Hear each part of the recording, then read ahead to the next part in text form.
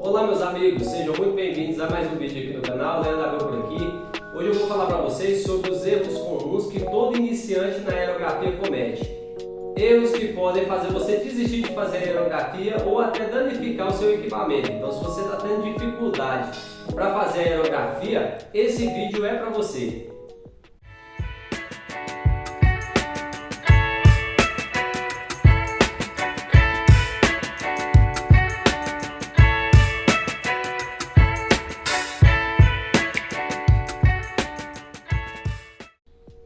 Antes da gente começar, não se esquece de se inscrever aqui no canal, ativar as notificações para ficar por dentro de tudo que rola aqui. Toda semana tem dicas de aerografia e desenho aqui para vocês, então é só se inscrever no canal para ficar por dentro de tudo que rola aqui. Não esquece de deixar aquele like para ajudar no crescimento e no fortalecimento do canal. Dito isso, bora pro vídeo. Pessoal, então a primeira dica para vocês aí é o seguinte: use uma boa tinta. Se você não usar uma boa tinta, você não vai conseguir obter o resultado que você deseja. E quando você está iniciando, é muito comum isso acontecer, porque muitas das vezes você não sabe se é o equipamento que está errado, se é o material que está errado, então você sempre tem dúvidas. Se é você que não está conseguindo fazer, então uma boa dica para vocês aí é não trabalhe com qualquer tinta. Eu até me recordo que uma certa vez eu fui fazer um trabalho quando eu estava iniciando e eu peguei uma tinta acrílica, uma tinta de parede qualquer, de baixa qualidade, coloquei no aerógrafo e eu não conseguia diluir aquela tinta a ponto de fazer um traço limpo com ela. E eu colocava toda a cor do aerógrafo, falava que o aerógrafo era ruim, quando na verdade foi eu que fiz uma má escolha da tinta a se usar. Então tenha isso em mente. Eu gosto de trabalhar muito com tinta à base de solvente, tintas automotivas. São as tintas que eu mais trabalho. Porém, dependendo da superfície, você vai ter que pesquisar um pouco mais sobre a tinta ideal. A gente sabe que na área da aerografia é um pouco complicado tintas boas para algumas áreas, tipo tecido, trabalhar em tecido, mas hoje já se acha bastante. Eu viso bastante uma tinta que tem um bom custo-benefício, que tem uma boa fluidez e uma boa cobertura. Então, essa é a tinta que eu costumo trabalhar muito. Isso aqui é uma tinta poliéster à base de solvente. Então, o primeiro passo é esse: escolha uma boa tinta. Erro que você não deve cometer: você não deve errar na pressão também. Assim como a tinta, você tem que escolher uma boa tinta. Se você também não souber entender sobre a pressão certa que você tem que usar no seu aerógrafo, para cada situação diferente, isso também pode trazer problema. Por exemplo, se você quer trabalhar muito perto da superfície e você está com a pressão alta, olha o que vai acontecer. Ó. Isso aqui é o que vai acontecer.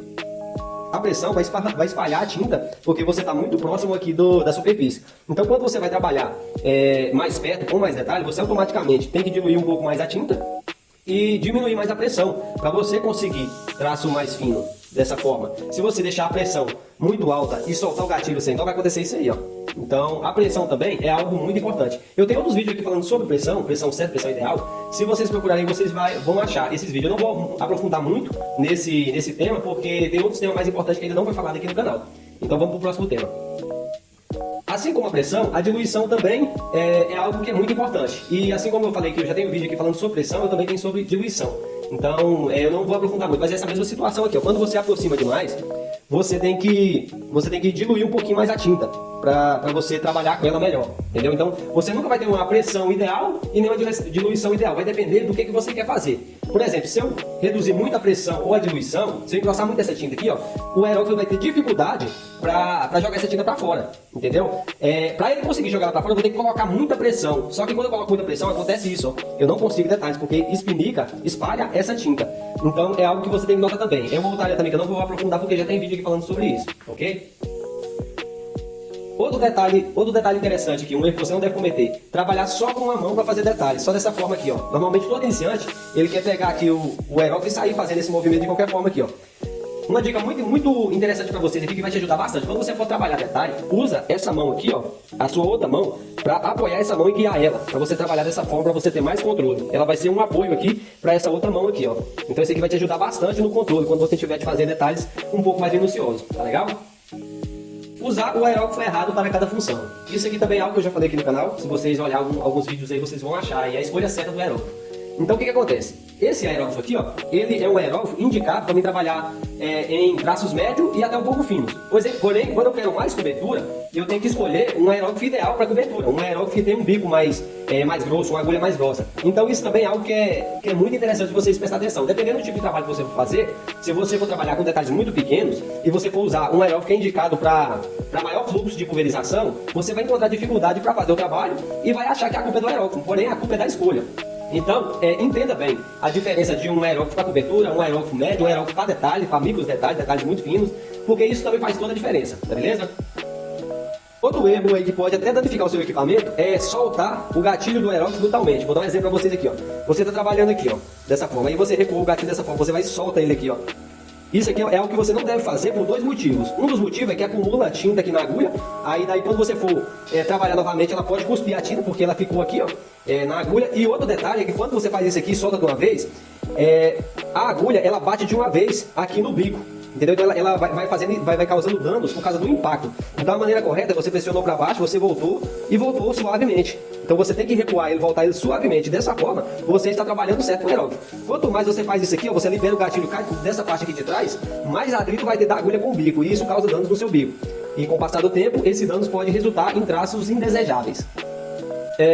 Um outro erro que vocês não devem cometer é de você ir trabalhar diretamente na peça sem ter uma folha. É sempre bom você ter uma folha do lado, ou algum pedaço de papel, de tela, para você, antes de você ir para a arte, antes de você ir para a tela, você ter esse papel para você testar antes, para você dar uma borrifada antes. Vou dar um exemplo para vocês aqui, ó.